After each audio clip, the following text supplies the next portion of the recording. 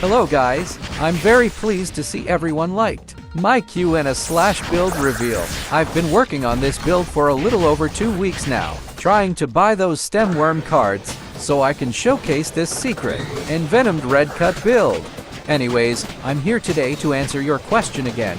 A lot of people have been asking in the comments and sending me messages in game, asking for skill builds, gear recommendations, Verus core setups, etc. So I thought I'd share it with you guys. Now before we move on, please consider liking this video and subscribing to my channel. I have an ongoing giveaway at 500 subs, and the only requirement is for you to be subscribed to my channel. So don't miss that. Okay, enough with the intro, and back to the build reveal. So I want to start with the weapon. As you can see, I already leveled up and have crafted Meteor. However, I did a damage test to see how it performs, but it did not perform as I expected. So, if you're level 70, I highly suggest double Sandstorm or double Poison Knife. You can also do 1 Sandstorm and 1 Poison Knife, depending on how much attack speed you have, but ideally you want around 380 to 400 ASP before buffs, so try to do the math before crafting. At level 80, Sandstorm will no longer be available. So, either go double Poison Knife or double Meteor after crafting your armor, which I'll explain in a bit. So for your armor, at 70, there's 2 options here. You can either go with title set with combat armor, or Thief's Clothes if you want Augie, or go Morrigane's set for more Augie. Either way, I don't think you can go wrong here. Now at level 80, I mentioned earlier at level 80, Sandstorm will no longer be craftable. This will affect your ASP a lot, so you don't want to craft a weapon just yet at 80. Instead, you want to craft Rider's set first, to cover for that lost attack speed, and then craft your weapon. Now alternatively, you can also craft her set, which gives physical damage bonuses. But this is only if you have strength in your stats. And that really boils down to what kind of accessories you are getting. So let me explain that now, because this is where you will want to build your stats on. So as you know, accessories are pretty hard to acquire. With my terrible luck, it took me this long to have 2 slotted accessories. Anyways, since some of you will have limited options like I do, here are the 3 accessories that works well for Assassin Cross. Now I said earlier, this is where you will want to build your stats on, because it is pretty gacha how you can get these, and you can pretty much build whichever armors you want. So, since we cannot control it, let's just build around it. So, for your stats, go for 99 Augie. Then if you have Rosary, the rest of your stat goes to Luck. And you have Ring, the rest of your stat goes to Strength. But ideally, you want to Martyrs, which is going to be the best option here, since you will always have the most Augie in your stats. Next up is your Verus cores. But before that, if you're finding this video helpful, please don't forget to like and subscribe to help my channel grow, and leave a comment if you have questions or suggestions. So Verus cores are going to be the hardest to acquire, and if you're like me, I have terrible luck, and I combined a lot of my old Dimic cores, which has been haunting me to this day. So quick tip, don't combine normal weight 1 skill cores.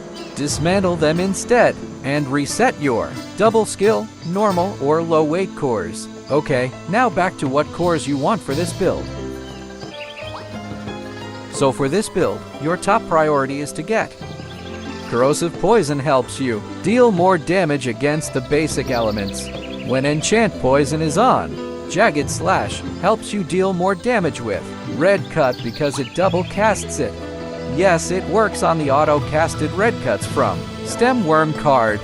And lastly, Momentum Management Eat module basically increases your attack speed every time you attack. Other cores that you want are Poison Boost for extra, Enchant Poison Damage Multiplier, Aftershock for extra critical, and Mana Length Reversal. I also like to have Bloodthirst and Cold Blood when with ping, because it boosts your damage at 100 to 75% and 25% below HP. And lastly, Maiming Toxin is very useful for PvP because it slows your opponent. And now, last but not the least, let me show you the skills that you need to level up for the Envenomed Redcut build. For your first job skill tree, you want to max out double attack. Then level 5 Envenomed for enchant poison. Later on, you want to max out hiding as well for backslide hiding when you hit second job. And of course, 1 skill point on backslide. Now for shield dodge and increased dodge. You can either max out any of the two, it's just personal preference. I totally accidentally added a point on shield dodge. But just go ahead and max out increased dodge if you're not finding yourself using shield dodge often. Now for your second job skills. You want to max dual wielding. You also want to max Redcut and Redcut precision. Pretty much the whole first column will take up 30 skill points, but you definitely want to max Redcut precision because at max level, it deals 100% damage to medium and large size monsters. Now next you want a level 5 hiding research and a skill point on backslide hiding. Then the rest of your skill points can go to enchant poison. You don't need to level this up too much like I did. Level 4 is sufficient. You only needed it to convert your weapon to poison. Okay, now for your third job skill.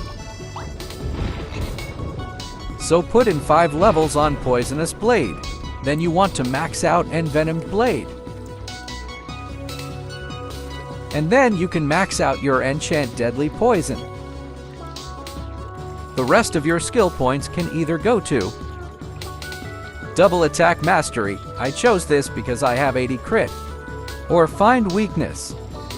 I haven't actually tested which of these two is better, but I will be testing it out soon.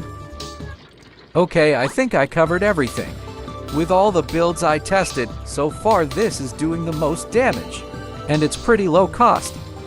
If you don't have stem worm cards, Envenomed Knife still deals pretty good damage without it, but combining these two builds is probably the best big brain move in ROOG. Anyways, that's pretty much it. I hope you guys like this video.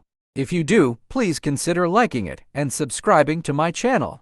I'm still on a quest to find these hidden gems, and if I do, I will be sharing them to you. The rest is just some old video of Soul Destroyer pre-nerf, with some sweet background music for you to enjoy. See you on the next one. Good morning, so gently in my ear. I'm coming back to you, baby.